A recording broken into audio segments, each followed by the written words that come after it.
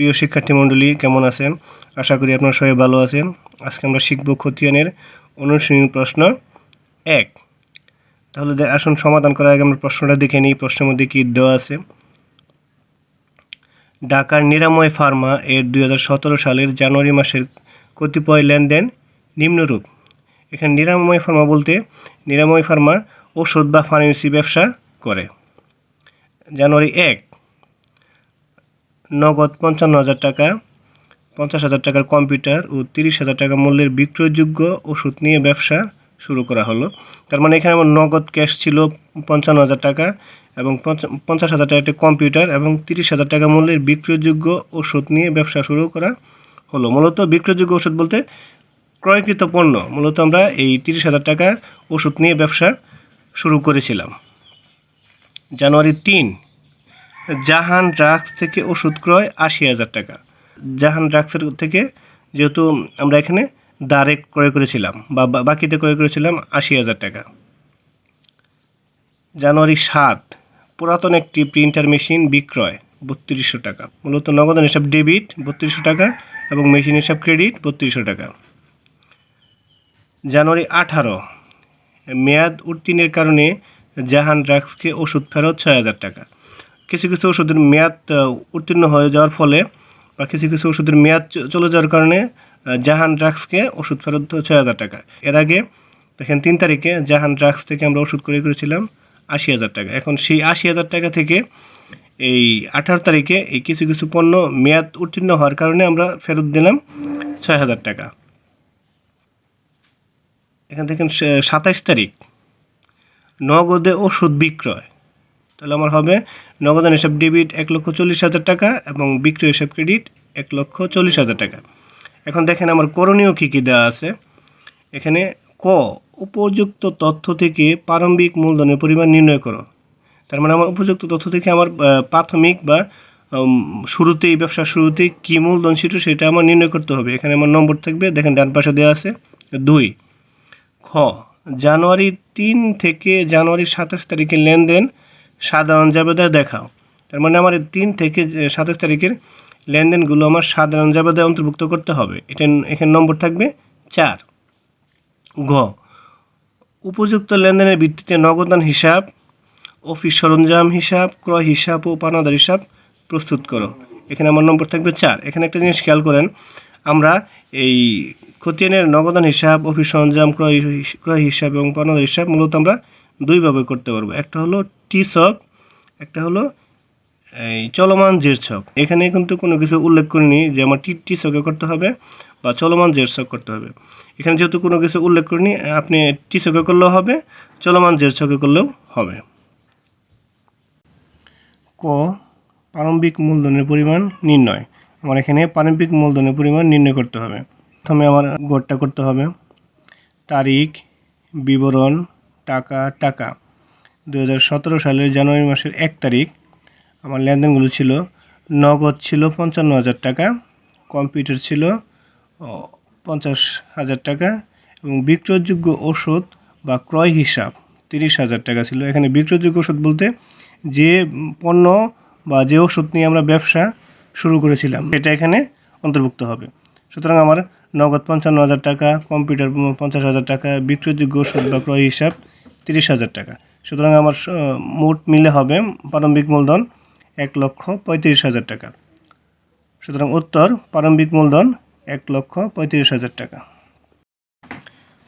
খতে আমার প্রশ্ন আছে যে নিরাময় ফার্মার সাধারণ জাবেদা প্রস্তুত করো। প্রথম আমার গড়টা করতে হবে। তারিখ, বিবরণ, খতিয়ান পৃষ্ঠা। এখানে দেখেন শিক্ষার্থী মণ্ডলী এখানে টাইপিং মিস্টেক হয়েছে, এখানে দেওয়া ছিল জাবেদা পৃষ্ঠা, এখানে হবে খতিয়ান পৃষ্ঠা। খতিয়ান পৃষ্ঠা হলো মূলত জাবেদার বই থেকে কত নম্বর পৃষ্ঠা থেকে খতিয়ান পৃষ্ঠা অন্তর্ভুক্ত হয়েছে সেই পৃষ্ঠার এখানে উল্লেখ থাকবে। ডেবিট খতিয়ান পৃষ্ঠা এখানে আমার যেহেতু পৃষ্ঠার নম্বর উল্লেখ নেই সুতরাং এটা ফাঁকা থাকবে। ডেবিট টাকা এবং ক্রেডিট টাকা। 2017 জানুয়ারি 3 ক্রয় হিসাব ডেবিট 80,000 টাকা, পাওনাদার হিসাব ক্রেডিট 80,000 টাকা। এবং এখানে জাবেদার অবশ্যই ব্যাখ্যা দিতে হবে যেহেতু দাঁড়ে বা বাকিতে ক্রয় করা হলো। জানুয়ারি 7 নগদান হিসাব ডেবিট ৩,২০০ টাকা। অফিস সরঞ্জাম হিসাব ক্রেডিট ৩,২০০ টাকা। যেহেতু পুরাতন প্রিন্টার মেশিন ক্রয় করা হলো। জানুয়ারি 18 পাওনাদার হিসাব ডেবিট, এখানে পাওনাদার বলতে জাহান ট্রাস্টকে বোঝানো হয়েছে ৬,০০০ টাকা। ক্রয় ফেরত হিসাব ক্রেডিট ৬,০০০ টাকা। যেহেতু মেয়াদ উত্তীর্ণ হওয়ায় ক্রয়কৃত পণ্য ফেরত দেওয়া হলো। জানুয়ারি ২৭ নগদান হিসাব ডেবিট ১,৪০,০০০ টাকা। বিক্রয় হিসাব ক্রেডিট ১,৪০,০০০ টাকা। যেহেতু নগদে ওষুধ বিক্রয় করা হলো, সুতরাং আমার জাবেদার যোগফল তৈরি করতে হবে। এখানে দেখেন ৮০,০০০ টাকা 32 ডেবিট পাশে দেখেন ৮০,০০০, ৩২০০, ৬,০০০, ১,৪০,০০০। একটু মূলত যোগ করে আসলো ২,২৯,২০০। এবং ঠিক ক্রেডিট পাশে দেখেন ৮০,০০০, ৩,২০০, ৬,০০০ টাকা এবং ১,৪০,০০০ টাকা। মোট আমার যোগ করে যোগফল আসে ২,২৯,২০০। সুতরাং আমার সাধারণ জাবেদার যোগফল ২,২৯,২০০। ওতে আমার দেয়া আছে নিরাময় ফার্মার, নগদান হিসাব, অফিস সরঞ্জাম হিসাব, ক্রয় হিসাব এবং পাওনাদার হিসাব করতে হবে। এখানে দেখেন আমরা খতিয়ানের দুইটি ছক আমরা করতে পারবো।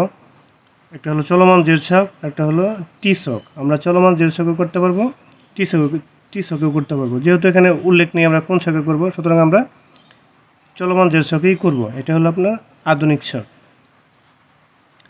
গ নগদান হিসাব, হিসাবের কোড নং। এখানে যদি হিসাবের কোড নম্বর নেই, সুতরাং এটা ফাঁকা থাকবে। তারপর দেখেন গড়টা কীভাবে করতে হয়।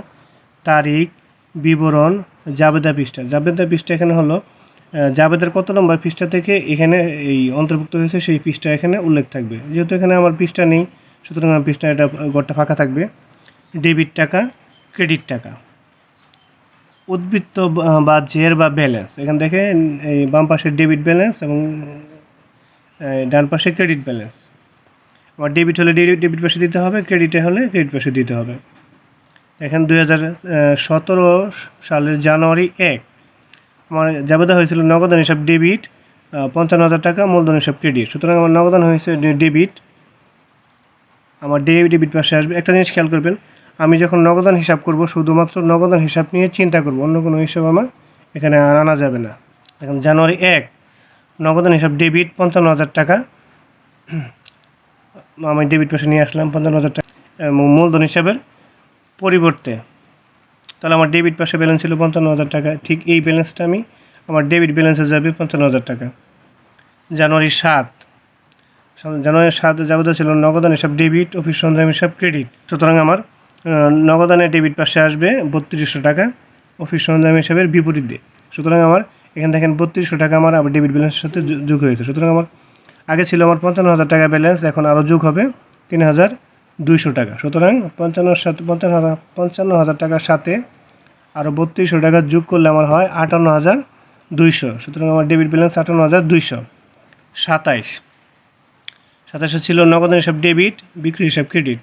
সুতরাং আমার নগদান হিসাব ডেবিট পাশে আসছে, বিক্রি হিসাবের পরিবর্তে ১,৪০,০০০ টাকা। সুতরাং ৫৮,২০০ এবং ১,৪০,০০০ মোট হলো ১,৯৮,২০০ টাকা। মনে রাখবেন যে ডেবিটে যোগ হয়, ক্রেডিটে যোগ হয়। সুতরাং আমার ডেবিট পয়সাগুলো যোগ করে আসছে টোটাল ১,৯৮,২০০।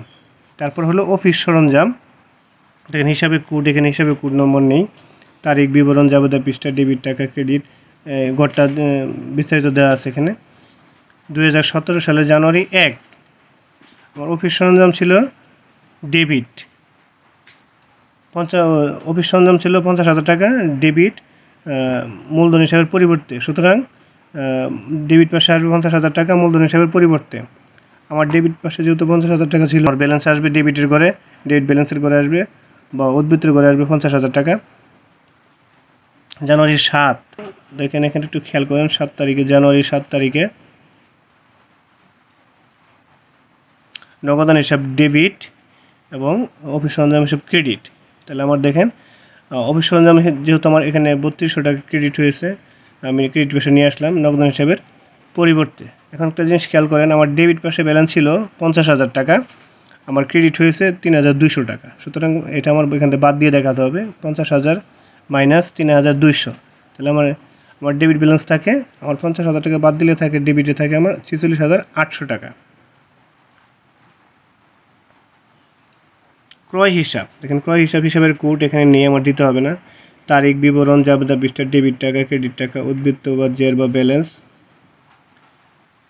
এখন দেখেন 2017 সালের জানুয়ারি 1 আমার ছিল ক্রয় হিসাব ছিল ডেবিট 30,000 টাকা, আমি ডেবিট পাশে 30,000 টাকা নিয়ে আসলাম মূলধন হিসাবের পরিবর্তে।